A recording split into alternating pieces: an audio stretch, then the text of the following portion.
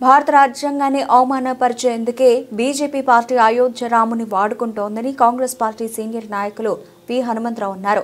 భారత రాజ్యాంగం ప్రకారం రాష్ట్రంలో కులగణన జరుగుతోందని తెలిపారు. సిద్దిపేట జిల్లా చేర్యాల పట్టణంలో భారత రాజ్యాంగం అమల్లోకి వచ్చి 75 సంవత్సరాలు పూర్తయిన సందర్భంగా నిర్వహించిన సంవిధాన్ బచావో ర్యాలీలో విహెచ్ పాల్గొన్నారు. అనంతరం బాబాసాహెబ్ అంబేద్కర్ విగ్రహానికి పూలమాలలు వేసి నివాళులర్పించి పాలాభిషేకం చేశారు. ఈ సందర్భంగా హనుమంతరావు మాట్లాడుతూ అయోధ్యలో రామాలయ నిర్మాణంతోనే భారతదేశానికి స్వాతంత్ర్యం వచ్చిందని ఆర్ఎస్ఎస్ చీఫ్ మోహన్ భాగవత్ చేసిన వ్యాఖ్యలు సిగ్గుచేటని అన్నారు.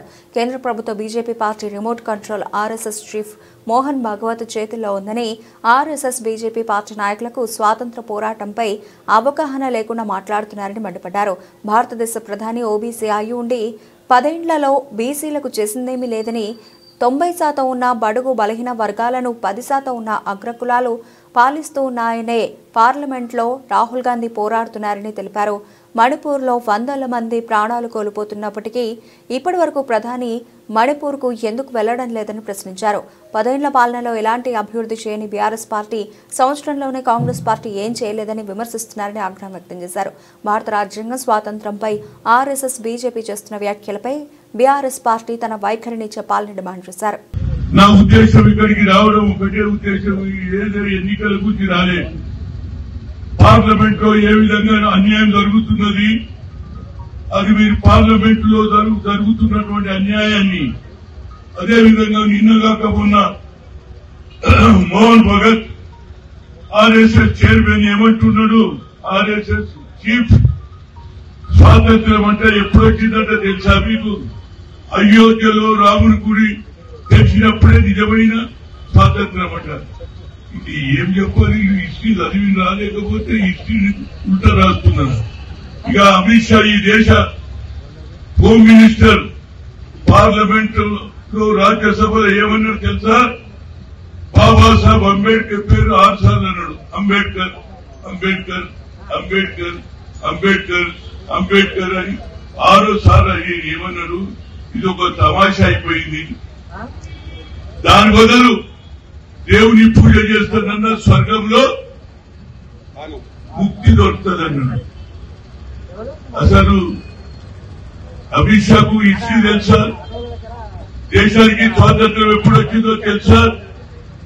ఆనాడు ఉన్నటువంటి మహాత్మా గాంధీ, పండిట్ జవహర్లాల్ నెహ్రూ, సర్దార్ వల్లభాయ్ పటేల్, మౌలానా గారు త్యాగాలు చేసి అంతేకాదు, ఆ రోజులలో షహీద్ భగత్ సింగ్ కూడా ప్రాణానికి తెగించింది, కానీ నేను స్వాతంత్రం వదులుకోను అన్నాడు.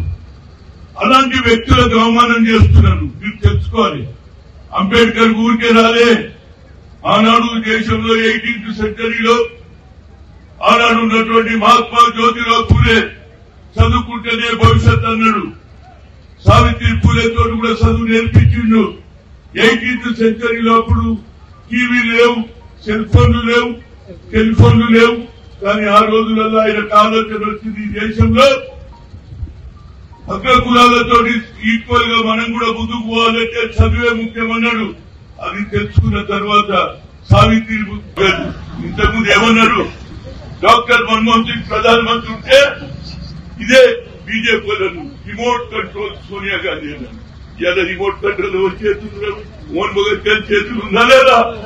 మరి మోహన్ భగత్ వ్యతిరేకంగా ఎందుకు మాట్లాడతలేరని అడుగుతున్నా. అమిత్ షా ఎందుకు అపాలజీ చెప్పలేదు? దేశానికి ప్రధానమంత్రి ఓబీసీ, నరేంద్ర మోడీ ఓబీసీ, అటు ఓబీసీ గురించి మాట్లాడు. ఎందుకురా బాబు, ఎందుకు మాట్లాడవు?